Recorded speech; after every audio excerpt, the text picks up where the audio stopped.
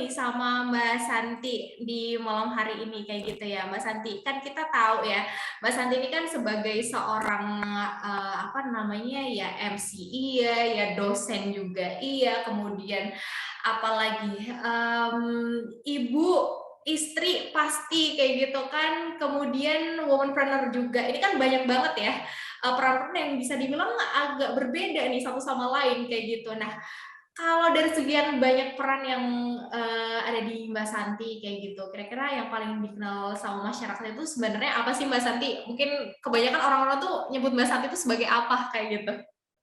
Oke, terima kasih sebelumnya untuk teman-teman semua yang sudah bergabung malam hari ini. Salam salam kenal untuk semuanya, Mbak Awanda, Mbak Diana. Kalau aku sebenarnya kan sehari-hari memang tadi udah disebutin ya sama Mbak Awanda itu. Bukan aku apa namanya nggak mencoba untuk fokus gitu sebenarnya. Kok kayaknya semuanya dijalanin gitu. Tapi memang karena belum bisa melepaskan. Jadi yang belum bisa melepaskan. Cuman kalau misalnya ditanya gitu ya, apa yang paling sulit dilepaskan?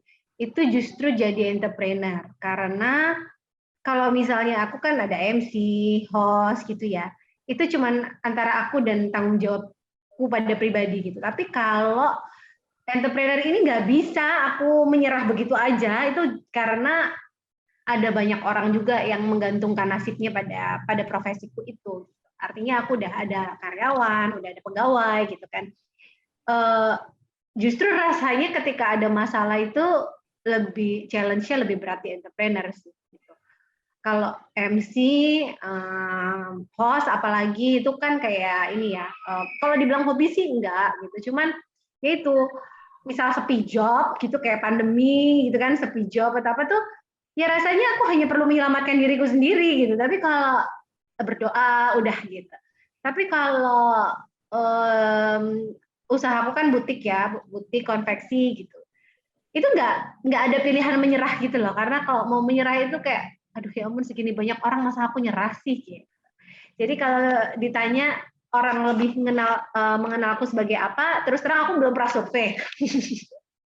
Belum pernah ada data pastinya nih orang-orang tuh mengenalku sebagai apa gitu. Cuman kalau kalau dilihat dari mataku sendiri gitu, mesti dari sudut pandangku, yang aku perjuangkan lebih keras daripada profesi yang lain itu justru entrepreneur. Kalau dosen itu memang aku menjalaninya dengan penuh tanggung jawab juga. Tapi karena challenge-nya itu nggak seberat jadi entrepreneur. Jadi aku kalau sampai sekarang kalau aku ditanyain apa yang paling sulit aku lepaskan justru itu. Oke. Kalau latar belakangnya apa sih Mbak? Maksudnya kayak mungkin kuliahnya latar Pendidikan. belakang pendidikan kayak Kuliahnya gitu. aku S1 ekonomi di UII, S2 di UGM. Oke. Masih ada hubungan banget lah ya sama entrepreneur ini kayak gitu ya. Ya, Oke, oke, secara oke. teori ya. Prakteknya lebih pusing ternyata kayaknya, Mbak.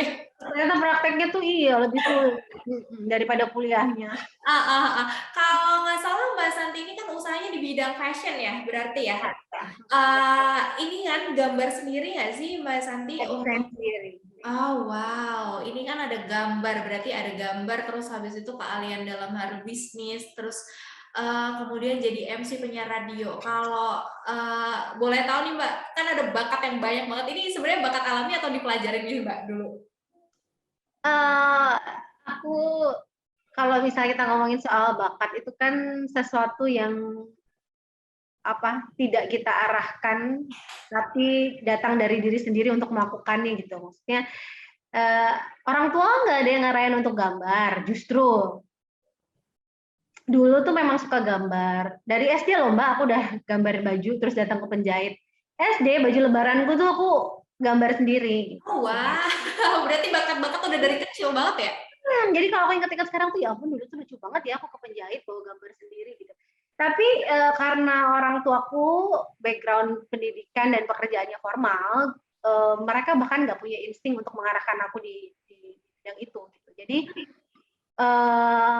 Kalau dibilang bakat, mungkin iya, tapi secara garis keturunan itu sebenarnya nggak ada. Tapi kalau itu bisa dibilang bakat, hobi menggambar sejak kecil itu bisa dibilang bakat, itu adalah salah satu hal yang nggak pernah putus dari aku. Dari aku kecil sampai sekarang tuh ternyata itu hal yang nggak pernah putus aku lakukan, ya, menggambar secara spesifik. Kalau di pekerjaan ya desain baju. Kalau dibilang itu bakat, mungkin itu bisa jadi bakat. Terus kalau dibilang skill, apakah aku mengasah skill itu? Jadi itu naluri untuk berdagang itu juga dari aku sekolah sih, dari SMA.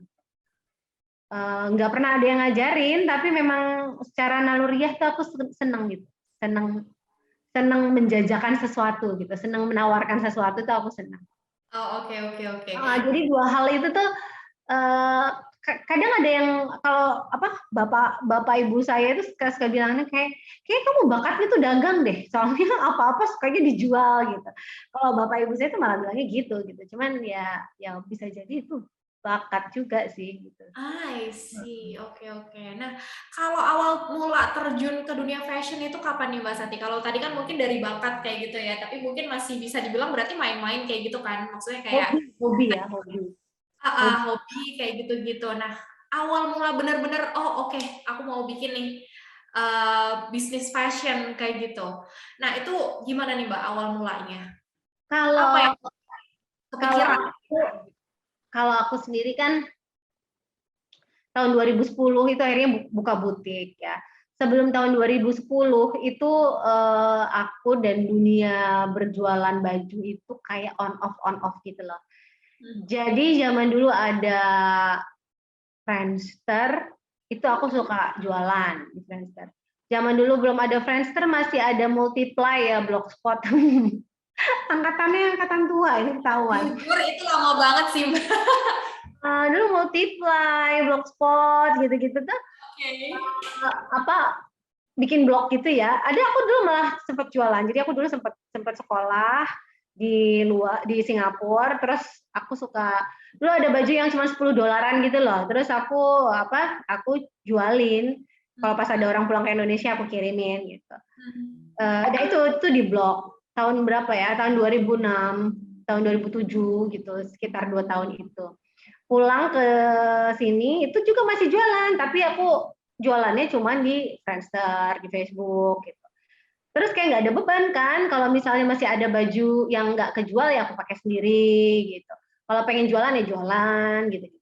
Akhirnya tahun 2010 kepikiran mau buka usaha yang ada bentuk offline-nya gitu, karena pada saat itu aku sama pacarku masih pacaran, sekarang udah jadi suami, untungnya ya jadi suami. Repot gitu. Terus suami aku bilang, dulu tuh ceritanya pacarannya agak berliku-liku, ini agak panjang. Jadi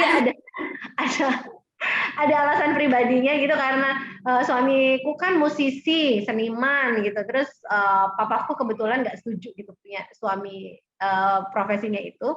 Terus habis itu, oke, kalau kita mau berjuang nih, memperjuangkan asmara ini, kayaknya aku harus punya ini deh, usaha berdua gitu yang kelihatan ada bentuknya, ada bangunannya gitu, supaya meyakinkan orang tua bahwa perjalanan cinta ini tuh serius gitu. Sederhana itu sih sebenarnya ya, alasannya waktu itu, motivasinya. Habis itu iya, tapi apa ya gitu. Terus akhirnya si pacar aku pada saat itu bilang, ya udah yang udah ada aja, yang udah ada barangnya. Ada beberapa baju yang belum kejual kan. Jadi aku tuh suka jualan terus nggak laku, barangnya tuh masih ada gitu. Terus barangnya masih ada, terus waktu itu kita ada ruko kecil di Gejayan, kita sewa, bayarnya nyicil waktu itu. Terus kita usaha berdua, terus kita berjuang dari mulai nggak punya penjahit sampai punya penjahit. Sekarang kita pindah ke lebih besar dan lebih banyak pegawai gitu-gitu deh. Tahun 2010 ya. Jadi motivasinya sih motivasi asmara, kisah asmara. Untuk motivasi asmara bisa menjadikan hal yang positif kayak gitu ya, dan enggak hal negatif kayak gitu, dan dampaknya oke lah ya sampai sekarang. Bisa Yes, kayak gitu. Oke, oke, oke. Seru banget sih cerita dari Mbak Santi kayak gitu. Mungkin Ya, dan untungnya jadi suami ya, nggak pecah kongsi. Kalau pecah kongsi kan repot. pas pecah kongsi, bagi-bagi apa namanya bisnisnya gimana, pusing lagi kayak gitu ya. Mungkin bisa jadi inspirasi juga sih buat teman-teman yang ada di sini kayak gitu. Kalau misalnya emang apa ya pacaran nanti bisa diarahkan ke hal-hal yang positif. Mungkin apa namanya bikin bisnis-bisnis kayak Mbak Santi ini kayak gitu. Ya, Jadi bener. Tapi kalau lagi pacaran berantem susah loh, beneran. Aduh, kok putus ya, gitu. Aduh, nanti repot banget nih kalau putus. Gitu. untung kayak jadi ya. Oke, oke deh kalau Jadi, gitu. Mungkin sekarang kita coba ngulik-ngulik dari Mbak Deana nih kayak iya, gitu iya. Mbak. Ya, Sebagai silakan, Kak. Oh, rumah BUMN DIY kayak gitu ya. Kalau rumah BUMN DIY itu setahu aku masih ada hubungan dengan UMKM kayak gitu ya, Ya, Mbak betul Mbak. Deana kayak gitu. Nah, mungkin audiens di sini masih ada yang belum terlalu kenal kayak gitu. Sebenarnya apa sih Mbak rumah BUMN DIY kayak gitu? Mungkin bisa dijelaskan dulu nih, termasuk mungkin peran-perannya juga kayak gitu. Oke, makasih Mbak Wanda. Izin ya Mbak Santi dan teman-teman UMKM, Mitra Niaga Hoster. Terima kasih malam ini sudah di-invite di event Niaga Host Slide Bite ya Mbak ya. Nah, ini izin saya share screen. Jadi peranan rumah BUMN itu ada 5 Mbak Wanda. Ada 5. Yang pertama adalah pengembangan UMKM. Jadi kita menyediakan wadah bagi seluruh UMKM binaan BUMN. Jadi kita melepas kedinasan kita, kalau rumah BUMN Jogja itu kan didirikan oleh BRI ya. Nah, rumah BUMN di daerah istimewa Yogyakarta ini ada 4. Ada 4 di kota Jogja itu didirikan oleh Bank BRI, kemudian di Kabupaten Sleman oleh BNI, kemudian di Bantul oleh BTN, dan di Gunung Kidul oleh PT PLN. Nah, dengan adanya rumah BUMN ini adalah suatu wadah pengembangan UMKM yang diinisiasi oleh Kementerian BUMN. Nah, jadi kita diminta untuk melepaskan atribut kita dari BUMN mana supaya semua melebur jadi satu, baik UMKM-nya, baik juga pekerjanya, milenialnya, program-program kerjanya, semua yang berkaitan dengan pengembangan UMKM itu jadi satu melebur di rumah BUMN ini. Nah, untuk di rumah BUMN DIY itu kita saya khususnya saya dengan partner saya itu kami mendapatkan penugasan selama 2 tahun ya. Selama 2 tahun mulai bulan April kemarin 2021 kita diminta untuk menjadi akselerator sinergi kolaborasi rumah BUMN seprovinsi dan khususnya di provinsi DIY. Nah, peranan kita itu ada 5. Tadi yang pertama memang di pengembangan UMKM. Kita mirip-mirip sih kegiatannya seperti Niaga Hoster ya, menyelenggarakan kegiatan pelatihan untuk UMKM naik kelas dari mulai yang tradisional menjadi go modern, go online, kemudian go modern, go digital, go online, dan go global. Nah, itu kita mengadakan pelatihan, kemudian kita juga banyak berkolaborasi dengan pihak-pihak lain seperti penyedia jasa layanan seperti Niaga Hoster, kemudian ada banyak ya, nanti saya sebut merek nih kan. Nah, ada banyak, jadi kita nggak bisa kerja sendiri juga, jadi kita di sini mencari cara gimana supaya UMKM anggota atau mitra kami ini bisa memperoleh layanan yang maksimal tapi dengan biaya yang minim gitu, bahkan sampai gratis gitu kalau bisa ya. Nah, itu lewat kita. Kemudian peranan kita yang kedua adalah kita menjalankan tanggung jawab sosial lingkungan. Jadi kalau ini sih jangan sampai kejadian ya, karena kita sebagai Satgas Bencana juga. Kemudian peranan yang ketiga sebagai pusat literasi untuk program kemitraan dan bina lingkungan atau CSR-nya para BUMN ini yang khususnya ada di DIY. Jadi mereka punya program apa, si UMKM ini butuh apa, kita infokan ke UMKM gitu. Nah, kemudian yang peranan keempat di rumah BUMN DIY ini ada fasilitas coworking space. Walaupun sekarang kalau misalnya Mbak Awanda dan Mbak Santi jalan ke Jalan Sagan Timur 123 itu kita sekarang tuh lagi nggak berwujud gitu ya, karena kita lagi kita lagi ada renovasi besar-besaran. Nantinya harapannya sih bulan Desember itu sudah ada launching dengan fasilitas yang baru, kemudian dengan tempat yang baru, lebih nyaman bagi pengguna kami. Nah, sekarang ini sekarang saya di posisi di kantor, tapi memang semua fasilitas khususnya coworking space itu sekarang sedang tidak digunakan dan tidak bisa beroperasi. Nah, kemudian yang terakhir untuk Basecamp milenial. Kalau Basecamp milenial ini Basecamp milenial dan Gen Z ya, lebih tepatnya. Jadi untuk tempat para entrepreneur baru, baik yang dari mahasiswa ataupun dari pekerja BUMN, itu bisa saling bergabung di sini, bisa saling bertumbuh bersama-sama, karena entrepreneur itu tidak hanya menjalankan usaha ya, tapi lebih ke mindset. Gitu sih Mbak Awanda.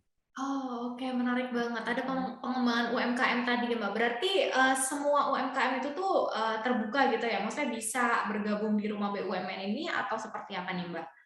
Benar Mbak, jadi semua UMKM itu bisa bergabung di rumah BUMN. Nah, dulu tahun 2020 mungkin Mbak Wanda pernah dengar ada rumah kreatif BUMN. Rumah kreatif BUMN itu tahun 2020 kita rebranding, kita menjadi rumah BUMN. Jadi supaya tidak terkesan untuk ekonomi kreatif saja, tapi semua UMKM bisa ikut gitu. Bahkan UMKM yang kita utamakan terutama yang segmen mikro, yang dia memang masih butuh banyak pendampingan, fasilitas, kemudian kompetensinya. Nah, jadi semua UMKM bisa ikut, bahkan di sini tuh ada yang tempe gitu ya, klaster tempe. Kita klaster-klaster khususnya yang ada di daerah istimewa Yogyakarta ini kita semua kunjungin, bahkan kita nggak cuma mengadakan pelatihan yang ada di kantor kita saja, tapi kita juga berkunjung ke lapangan. Kemarin kita habis dari klaster Madu Lanceng di daerah apa itu ya namanya, Madu Lanceng Lipar, daerah Wonosari sana. Terus sebelumnya kita juga di Batik Tancap. Jadi kita juga banyak terjun ke lapangan, langsung ke klaster-klaster, ke kelompok-kelompok usaha tersebut. Mereka butuh ada mau refreshing tema apa nih? Tentunya berkaitan dengan kewirausahaan. Nah, nanti kita sediakan narasumbernya, kita bikin acaranya senyaman mungkin, baru nanti dari Bapak Ibu UMKM ini yang jadi biar mereka nggak cuman kerja aja gitu ya tiap hari, jadi mereka juga butuh refreshing gitu Mbak Awanda. Oke, ini kan banyak banget ya Mbak, kalau aku lihat peran-peran dari BUMN, rumah BUMN DIY kayak gitu, kayak tadi pengembangan apa namanya UMKM, kemudian ada sampai millennials juga kayak gitu. Tapi Iya betul. dari sekian banyak itu sebenarnya yang paling berkesan itu tuh apa sih Mbak? Yang paling berkesan ya, jadi yang paling berkesan kita punya beberapa stakeholder sih Mbak Awanda. Jadi yang pertama tentunya inisiator kita yaitu Kementerian BUMN. Mereka pengennya kita berkolaborasi antar BUMN semuanya. Semua kegiatan BUMN itu bisa ada jadi satu di rumah BUMN ini, khususnya untuk pengembangan UMKM. Kemudian yang kedua adalah tentunya dari BUMN pendiri kita, dari BRI. Jadi KPI kita lumayan ada dibagi beberapa stakeholder gitu. Terus yang paling berkesan, ya saya sih lebih ke ini ya, pada saat kita ke UMKM, itu terutama pas pertama kali penugasan di sini, sebelumnya saya kan selama tahun 2010 sampai 2021 itu saya di BRI-nya, dan lebih ke produk-produk pinjaman, simpanan. Dulu sebelum di sini di kantor cabang pembantu. Nah, jadi sama sekali berbeda ternyata kalau kita langsung mendampingi entrepreneur, mendampingi UMKM, itu sudut pandangnya berbeda dengan pada saat saya menjalani peran di bank gitu, Mbak. Itu benar-benar sesuatu hal yang berbeda, dan ternyata pas ke sini banyak banget ilmu-ilmu yang saya tuh sama sekali nggak tahu, dan role modelnya itu juga beda lagi gitu. Jadi saya harus banyak belajar sih, memantaskan diri aja gitu, gimana awal-awal masuk ke sini juga masih yang aduh gimana ya, saya bukan, ya disclaimer, saya juga bukan seperti Mbak Santi yang pengusaha yang menjalankan bisnis secara langsung, tapi diminta untuk turut meningkatkan kompetensi dan kapabilitas UMKM. Waduh, gimana caranya? Gimana saya mau dipercaya gitu kan? Jadi ya udah, karena mau nggak mau ya harus bisa dan harus mau juga.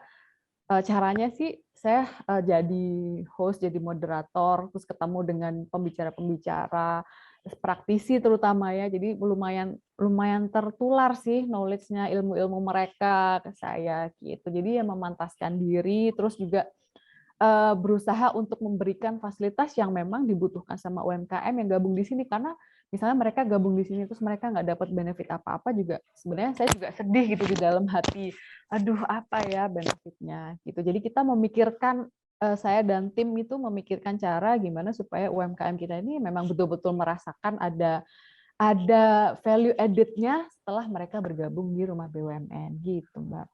Justru malah tantangannya makin besar lagi gitu ya Mbak ya, untuk menangani dan juga membantu teman-teman dari UMKM kayak gitu ya. Karena mungkin kalau dulu kan lebih ke satu bidang aja kayak gitu ya, lebih ke keuangan kayak gitu. Iya Sekarang harus betul. ngulik lagi sana sini Iya. gimana bisa membantu kayak gitu ya. Oke, ini banget sih, menarik banget kayak gitu Mbak Diana. Ngomong soal gimana cara membantu UMKM kayak gitu ya. Kalau kita throwback lagi dari tahun 2020 kayak gitu kan, kemarin semuanya yang bisa dibilang salah satu yang paling terdampak itu kan UMKM kayak gitu ya. Mungkin dari Mbak Diana handle teman-teman dari UMKM, kemudian Mbak Santi juga sebagai pelaku bisnisnya sendiri pasti juga merasakan kayak gitu. Nah, mungkin Mbak Diana dulu nih. Dulu gimana nih Mbak? Apa dampak yang paling dirasakan dari teman-teman UMKM dari Rumah BUMN DIY ini ketika pandemi? Ya, kalau curhat-curhatnya teman-teman UMKM, yang pasti omset ya. Terus yang kedua, mereka juga punya challenge besar itu harus belajar shifting ke dunia digital gitu. Nah, yang UMKM yang bergabung di kita ini memang mayoritas masih di segmen mikro.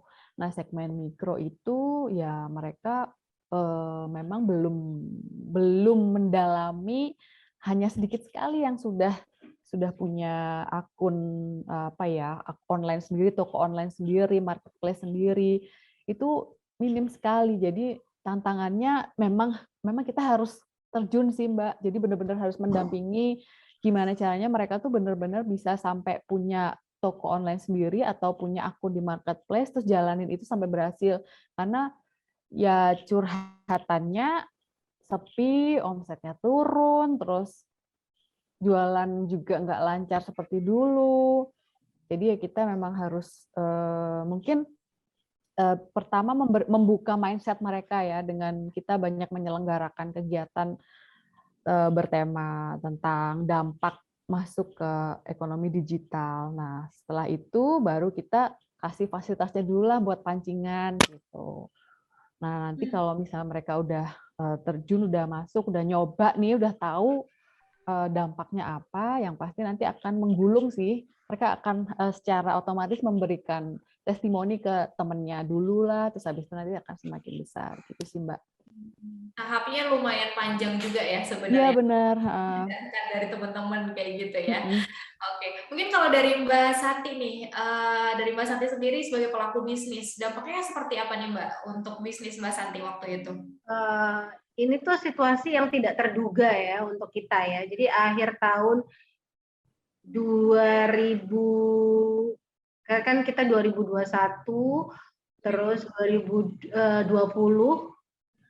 2019 akhir itu kan sebenarnya udah mulai ada corona ya Mbak waktu itu, tapi masih di Cina kan waktu itu.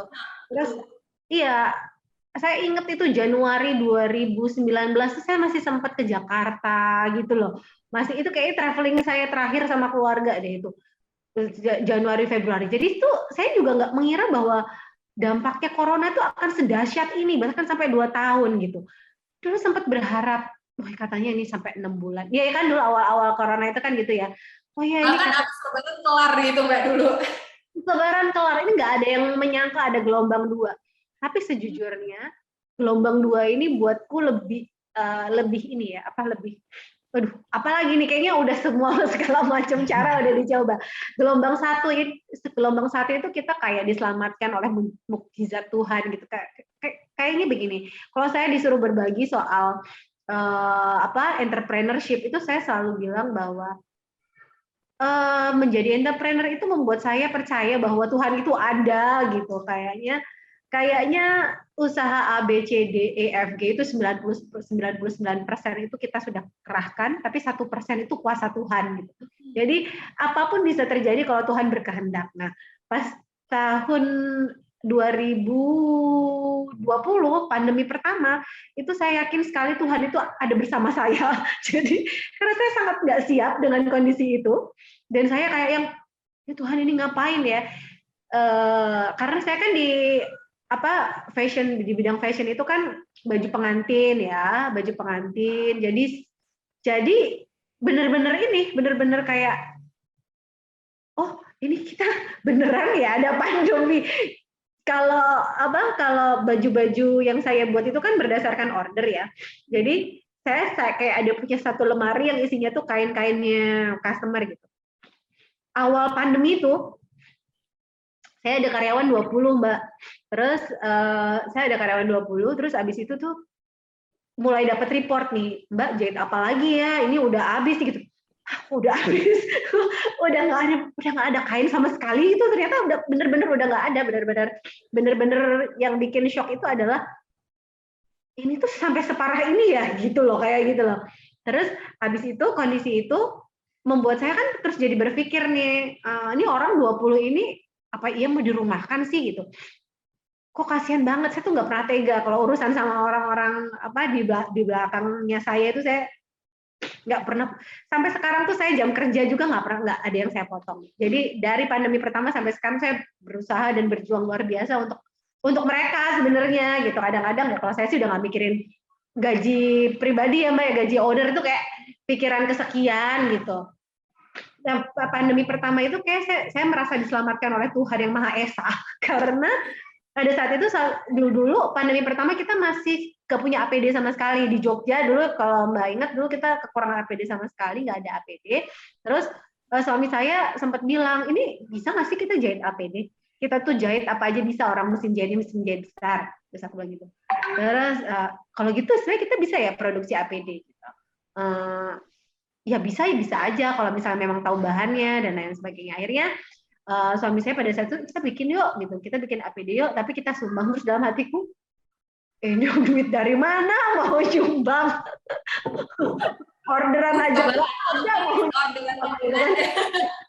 terus tadi satu bilang ini, kalau kita bisa bikin, kita bisa ngajakin orang lain untuk ngerjain ini bareng-bareng gitu. Terus ya udah coba dikerjain aja karena kebetulan kami ini punya banyak teman yang tenaga medis gitu. Jadi kami tahu banget gimana rasanya. Mereka dulu masih pakai jas hujan kan. Karena saya nggak punya APD, mereka pakai jas hujan gitu.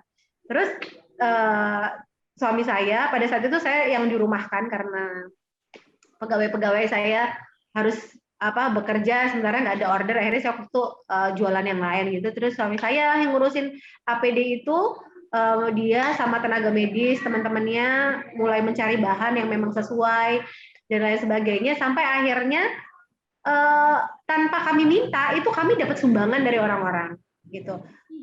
Yang nyumbang kok banyak ya? Aku waktu itu ini posting di story gitu, kalau kita coba bikin APD nih seperti ini gitu. Terus kok temanku nyumbang ya banyak lagi gitu. Terus habis itu banyak lagi yang nyumbang. Wah ini nggak bisa nih kalau nggak ada reportnya gitu. Ya udah kita aja lah, kita bikin donasi. Akhirnya waktu itu malah jadi kayak kerja bersama. UKM di Jogja konveksi itu, jadi kita dulu ada 11 atau 15 bahkan UMKM tuh bantuin saya untuk mengelola dana donasi itu. Terus kita sama-sama bikin APD pada saat itu. Akhirnya berapa bulan ya kita ngerjain APD sampai akhirnya pemerintah sudah bisa mengatasi permasalahan APD. Akhirnya saya masih punya APD, jadi kalau kebetulan ada yang sedang mendengarkan ini, ada yang butuh APD, ambil aja gitu. Saya selalu berikan secara gratis sepanjang itu memang dibutuhkan.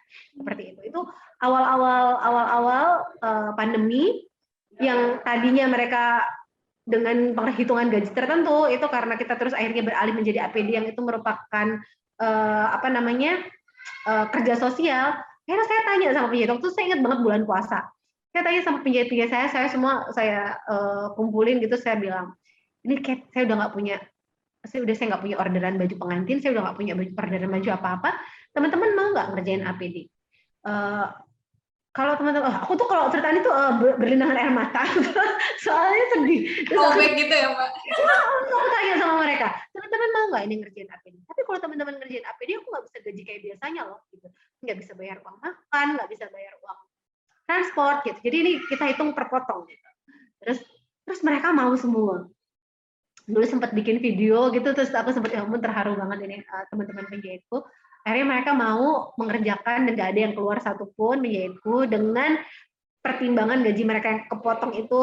Terus akhirnya sekarang ya udah karena APD udah nggak ada, ya udah saya mulai akhirnya naikin mengembalikan gaji mereka pelan-pelan akhirnya sekarang udah sepenuhnya. Nah gelombang kedua ini datang lagi sampai sebelum Lebaran kemarin itu udah agak membaik Mbak sebenarnya. Udah mulai ada wedding, udah mulai ada yang bikin bridesmaid apa segala macam. Gelombang kedua datang lagi, ini lagi datang lagi PPKM selanjutnya. Terus udah mulai drop lagi, tapi ya udah akhirnya kami terbiasa dengan penjahit-penjahit saya tuh akhirnya sudah mulai tahu bahwa oh ini aku bikin apa ya, kalau dulu tuh kan akhirnya aku bikin baju rumah apa segala macam. Akhirnya aku selalu datang dengan ide-ide, ayo kita bikin hampers, ayo kita bikin apa gitu. Akhirnya mereka juga terbiasa dengan apa namanya ide-ide yang bermunculan di saat-saat genting seperti itu gitu. Mereka paham bahwa itu adalah proses untuk menyelamatkan perusahaan. Gitu. Akhirnya ya mereka selalu support saya sampai sekarang. Kalau dibilang terdampak ya sangat terdampak. Nggak gajian juga ya, ngerasain nggak gajian gitu. Karena kan saya menggaji diri sendiri ya. Terus selama pandemi kemarin akhirnya ini kayaknya nggak bisa gajian, ya udah nggak apa-apa, yang penting pegawai gajian gitu. Terdampak jelas terdampak, tapi kalau nggak pandemi kita nggak belajar sesuatu loh. Gitu. Kalau saya selalu ngerasa oh ada bright side loh dari apapun yang terjadi gitu. Kita jadi lebih ya mungkin dari teman-teman UKM yang ada di bawah rumah BUMN juga belajar banyak gitu karena pandemi, jadi belajar dunia digital gitu, jadi mulai masuk ke dunia digital. Saya sendiri juga jadi belajar bikin yang sebelumnya nggak kebayang gitu, jualan macam-macam gitu.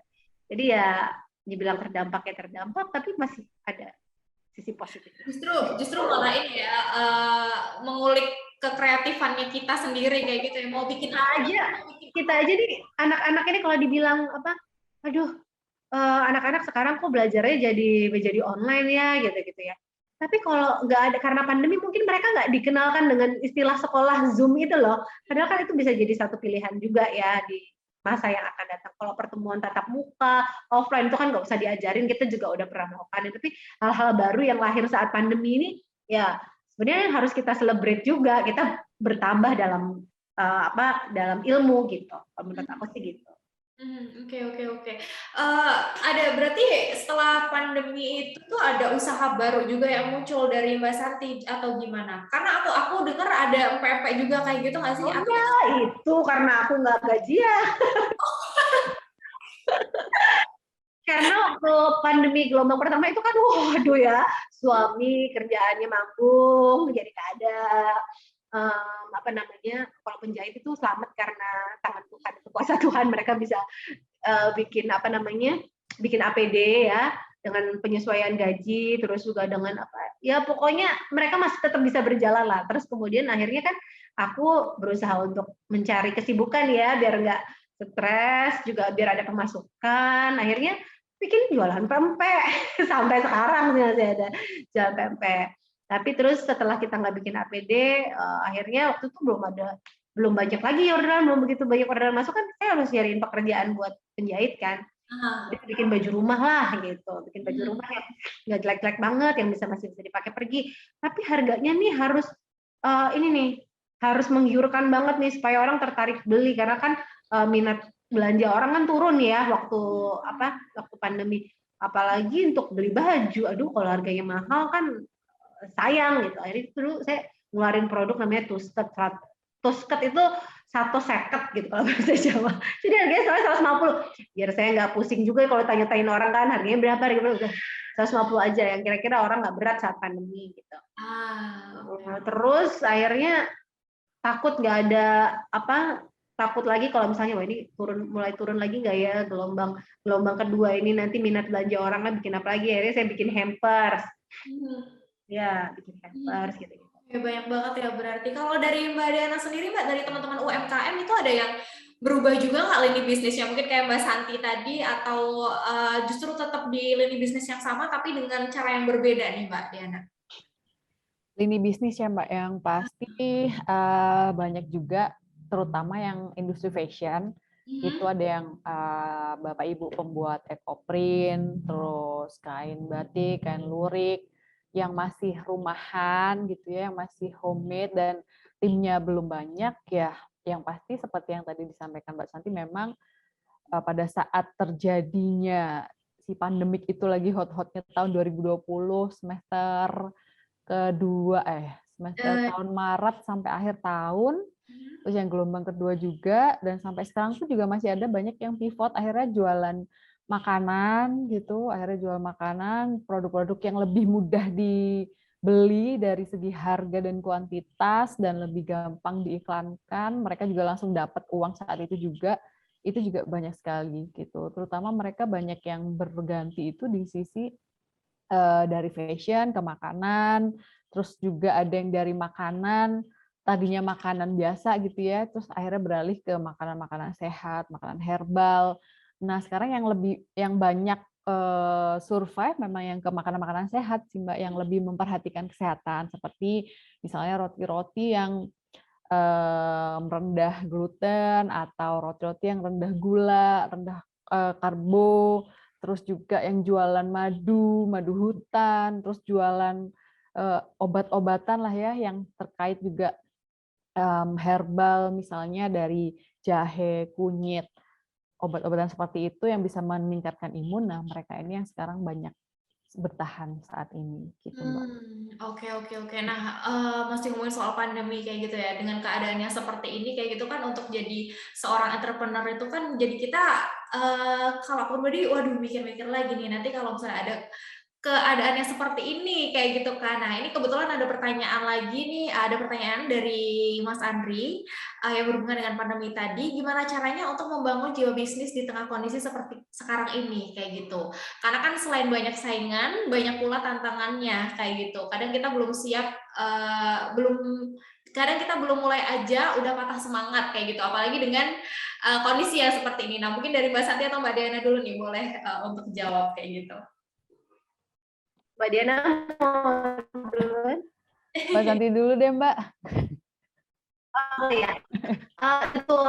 Kadang-kadang belum mulai aja patah semangat. Apalagi kalau kita sudah mematahkan semangat kita sendiri, kayak misalnya kita mau bikin jamu gitu ya.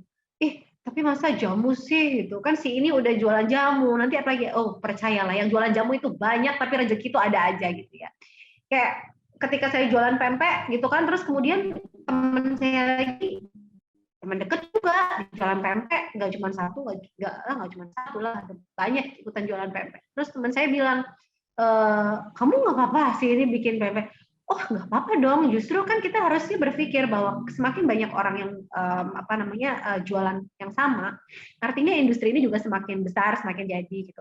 Kalau misalnya awalnya orang-orang masih bertanya, pempek itu apa ya? Aku belum pernah. Nah, semakin industri ini jadi, semakin industri ini besar, akhirnya orang kan kayak nggak perlu lagi dijelasin pempek itu apa, cara makannya gimana, sama seperti halnya bakso gitu misalnya. Jadi kalau teman-teman merasa banyak hal yang membuat teman-teman itu putus asa, mari luruskan niat lagi bahwa niat. Tadi kan sempat tanyain ya, apa yang paling penting nih, niat atau kerja keras? Saya termasuk orang yang pilih niat gitu, karena kalau menurut saya godaan untuk jadi entrepreneur menyerah itu banyak sekali gitu. Jadi niatnya harus lurus bahwa memang kita mau usaha jadi entrepreneur itu berat, mudah untuk dimulai, mudah juga untuk diakhiri gitu. Kayak apa gitu ya, benar-benar. Tapi itu memang kenyataan nih. Jadi kalau misalnya teman-teman ngerasa mudah kok untuk memulai, karena ya itu begitu teman-teman punya niat, teman-teman bisa jualan loh. Teman-teman nggak punya modal misalnya, tapi teman-teman punya foto gitu, bisa jadi reseller gitu misalnya. Kan sebenarnya sepanjang ada niat itu ya, tapi harus punya kuota ya, tetap harus ada modal, tuh harus ada. Nah, modal utama menurut saya memang niat, jadi niat itu harus diluruskan. Kalau niatnya udah lurus, orang lain mau bilang A, B, C, D, teman-teman akan tetap jalan. Itu kalau menurut saya. Ada yang belum terjawab? Oke. Ada yang belum terjawab nggak? Udah kan ya? Mungkin dari Mas Andri nih, nanti kalau misalnya masih ada pertanyaan boleh disusulin gitu ya. Tapi sepertinya tadi udah kejawab kok gimana cara untuk mengumpulkan niat tadi ya, dan gimana caranya untuk membangun bisnis, jiwa bisnis di tengah kondisi seperti sekarang. Seperti itu. Harus ini sih Mas. Maksudnya kita memang harus melihat peluang ya. Peluang itu pasti gitu. Tapi yang lebih utama menurut aku sih niat Mas. Jadi ketika kita udah niat itu tuh, kalau kita nggak niat ada peluang juga nggak kita jalanin kok gitu. Yang penting kita punya niat, terus kita kerjakan, terus sambil jalan baru kita evaluasi apa yang kurang, apa yang perlu ditambahin, itu sambil jalan. Karena kalau kita matengin produk dulu sampai benar-benar sempurna, itu kayak takes time, dan kayak momennya nanti udah keburu hilang gitu. Jadi kalau menurut aku research perlu, cari produk yang paling oke sampai siap itu perlu, tapi evaluasi di belakang itu segera disusulkan gitu.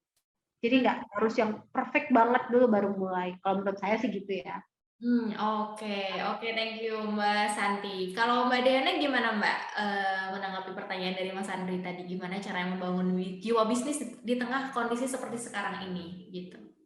Nah, relate nih Mas Andri, jadi saya sekarang juga karena banyak bergaul sama entrepreneur ya, jadi jiwa bisnis saya jadi terasa dan jadi pengen menjalankan wirausaha juga gitu.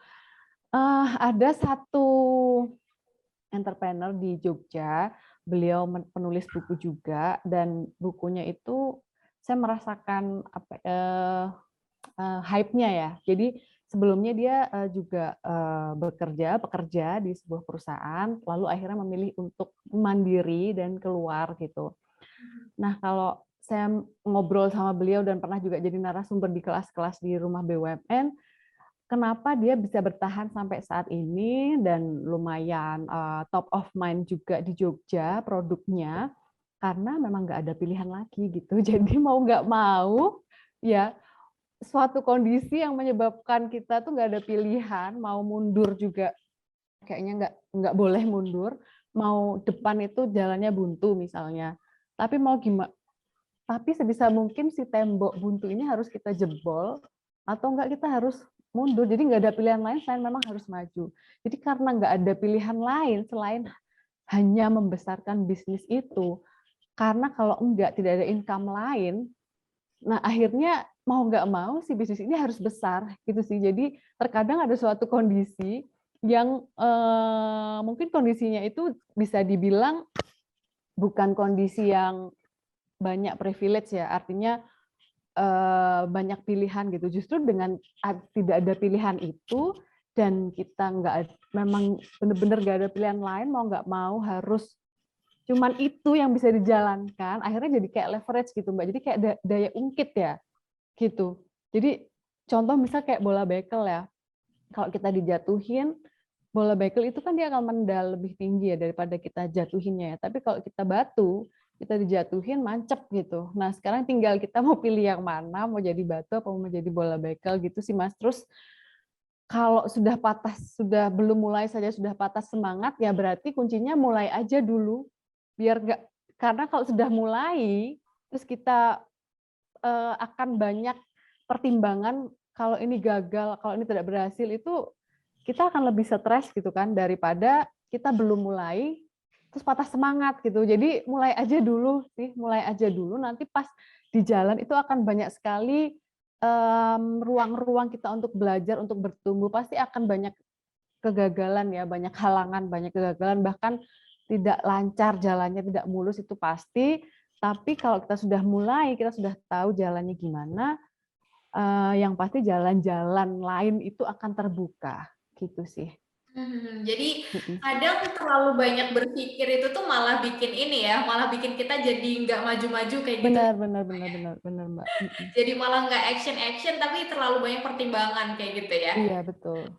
Oke, menarik. Nah, kalau tadi kan mungkin dari Mbak Santi udah jawab ya pertanyaan soal modal usaha yang paling penting yang dipunya tadi pas kita polling itu apa modal utama yang penting untuk menjadi entrepreneur itu kan kalau Mbak Santi niat kayak gitu. Nah, kalau Mbak Diana apa Mbak? Tadi kerja keras ya? Kerja keras. Oh, Mm-mm. oke. Itu sih, Tapi Mbak. sebenarnya niat sama kerja keras itu menurutku sama sih. Sama. Karena orang kalau nggak niat nggak akan kerja keras. Ya. Oke. Karena kerja Saling berhubungan gitu ya. Iya Mm-mm. benar. Oke. Apa namanya tadi tuh jawabannya Mbak Diana tuh oke banget sih, yang bilang bahwa di jalan apa harus kepepet dulu gitu ya untuk bisa leverage itu bener banget. Jadi kalau menurut aku kalau misalnya aku nggak punya beban, jadi kalau misalnya ditanya apa sih bahan bakar butik sampai sejauh ini gitu dari tahun 2010 ya kami bertahan sampai 2011 ini kan berarti 11 tahun. Apa sih bahan bakarnya? Aku pikir bahan bakarnya itu adalah pegawaiku loh, yang memotivasi aku untuk bisa terus berjalan dan tidak patah arang tuh justru mereka gitu. Jadi kalau misalnya tadi Mbak Diana bilang kepepet dulu, ya iya itu tanggung jawabnya aku itu yang membuatku merasa selalu harus berpikir dari ada 1001 cara lah untuk keluar dari pandemi ini gitu. Aku selalu bilang itu sama pegawai-pegawainya saya gitu di butik. Jadi saya selalu bilang ini saya sedang berusaha, jadi tolong dibantu ya teman-teman gitu.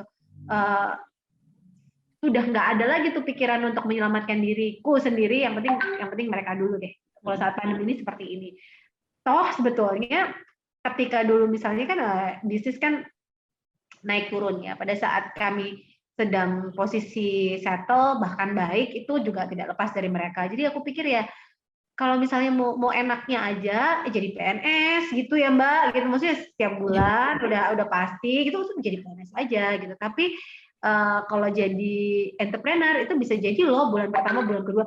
Aku selalu bilang ada teman saya yang mau keluar dari kerjaannya kemudian dia mau usaha terus aku nggak nakut-nakutin ya gitu. Tapi kalau gaji bulan pertama bulan kedua bulan ketiga kamu nggak gajian kamu nggak apa-apa gitu karena nggak langsung kita bisa gajian loh begitu kita jadi entrepreneur gitu. Terus sementara udah biasa kan dapat gaji tetap nih sekian gitu dari kerjaan ini nggak apa-apa gitu. Itu fakta-fakta yang harus teman-teman entrepreneur mengerti gitu bahwa kita nggak yang begitu mulai terus kita langsung dapat gaji gitu kan kita menggaji diri sendiri ya kalau entrepreneur. Jadi kalau saya boleh bilang gitu selain niat itu harus punya mental yang juara gitu, jatuh bangun lagi sebelum jatuh udah persiapan gitu deh gitu. Tapi kalau gitu jadi entrepreneur itu ini dong menderita gitu. Enggak juga, ada banyak privilege dengan menjadi entrepreneur teman-teman gitu. Di antaranya adalah ketentraman hati ya kalau saya tuh bilang ketentraman hati. Gimana enggak? Saya bisa kerja dari rumah gitu, saya bisa kerja bawa anak-anak itu kan privilege yang luar biasa gitu. Saya nggak harus mikirin, aduh nanti kalau saya ke butik anak-anak ditinggal sama siapa ya. Itu buat saya privilege yang mahal gitu dan itu bisa terjadi karena saya menjadi entrepreneur. Gitu. Tapi terus jangan berpikir juga bahwa menjadi entrepreneur berarti bisa malas-malasan dong, bisa kerja kapan aja. Ya jangan selalu dipikir begitu. Kalau dipikir gitu nanti yang ada malas doang. Gitu. Oke, nice. Waduh, oke. Bagus banget nih tadi Mbak. Pokoknya niat kerja keras saling berhubungan satu sama lain. Pokoknya nanti tergantung kita juga. Jangan, pokoknya semoga mungkin kalau bisa aku simpulin gitu ya, jangan dianggap remeh ketika memang pilihannya jadi entrepreneur ya benar-benar harus diniatin. Kemudian dengan segala resikonya kayak gitu ya, yang nanti mungkin akan kita alami kayak gitu. Oke, thank you banget Mbak Santi dan juga Mbak Diana. Gak kerasa nih udah mau jam 8 kayak gitu, tapi mungkin sebelum closing gitu boleh minta closing statement nih mungkin dari Mbak Santi atau Mbak Diana dulu, silahkan. Mbak Diana mau duluan? Silahkan Mbak Santi. Kenapa kita jadi dulu-duluan dari tadi ya? Untuk teman-teman semua, teman-teman Yoga Hostra lagi mau ulang tahun ya. Iya, aduh mungkin ada ucapan Mbak, sekalian boleh banget. Selamat ulang tahun. Persoalan itu pasti ada untuk kita selesaikan. Jadi teman-teman semua jangan menyerah apapun persoalan yang teman-teman sedang hadapi. Sebagai seorang entrepreneur, ada kalanya memang kita harus dihantam oleh masalah dan jatuh, tapi jangan lupa untuk bangun lagi. Karena orang yang bisa bangkit dari jatuhnya adalah orang yang lebih kuat daripada orang yang berdiri dan tidak ada yang menjatuhkannya gitu. Jadi semoga teman-teman semua bisa semangat dari kendala dan persoalan apapun dan jangan menyerah ya. Oke, wah, thank you banget Mbak Santi. Mungkin dari Mbak Diana, Mbak. Ya, terima kasih untuk Diaga Hoster sudah mempercayai kami, sudah mengundang saya mewakili Rumah BUMN Jogja. Dan selamat berulang tahun di ke-8 ya Mbak ya? Betul, ke-8. Selamat ulang tahun ke-8. 8 tahun itu juga bukan waktu yang singkat ya, lama ya, berarti sudah berhasil melewati krisis 5 tahun pertama berarti kan ya, Hoster nih keren banget. Dan semoga terus memberikan value-value positif bagi mitra-mitranya UMKM di seluruh Indonesia ya, bukan cuma di Jogja aja, melalui kelas-kelas sharing bisnis seperti ini, supaya kita saling bisa sharing, terutama ini sebenarnya ada satu pertanyaan nih Mbak yang belum dibaca, Pak Jayadi.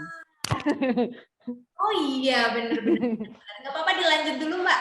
Oke, yaitu sangat banyak memberikan insight ya, terutama buat para UMKM mitranya, dan semoga kerjasama kita ke depan bisa saling sinergi, saling memberikan value positif, value added satu sama lain, dan juga semakin usahanya berkembang sampai berapa tahun ya, berapa dekade selanjutnya nih ya, Ghoster tetap menjadi penyedia jasa layanan web hosting gitu ya, yang benar ya, yang itu ya terdepan di Indonesia. Amin, thank you banget Mbak Diana. Oh ya, kalau misalnya orang mau gabung ke Rumah BUMN DIY gimana Mbak? Mungkin ada info-info gitu? Nah, caranya dengan membuka Instagram kita di Rumah BUMN.Jogja, kemudian di bio itu ada Linktree, klik aja. Yang paling awal, link pertama itu adalah pendaftaran anggota. Nah, itu tinggal isi aja formnya, nanti kita akan meng-invite yang sudah daftar ke dalam grup WA kita. Habis itu udah deh, di grup WA itu semua kegiatan kita update ada di sana. Oke, thank you Mbak Diana. Mungkin tadi masih ada satu pertanyaan, tapi sayang banget karena waktunya udah selesai. Jadi mungkin next time kita masih ada kesempatan lagi pasti buat ngobrol-ngobrol sama Mbak Diana dan juga Mbak Santi. Mungkin nanti next time kita bikin yang offline kayak gitu, jadi bisa ketemu langsung gitu kan, sharing-sharing UMKM satu sama lain kayak gitu di Niaga Hoster atau misalnya di tempat lainnya kayak gitu. Thank you banget sekali lagi Mbak Santi dan juga Mbak Diana atas waktunya di malam hari ini.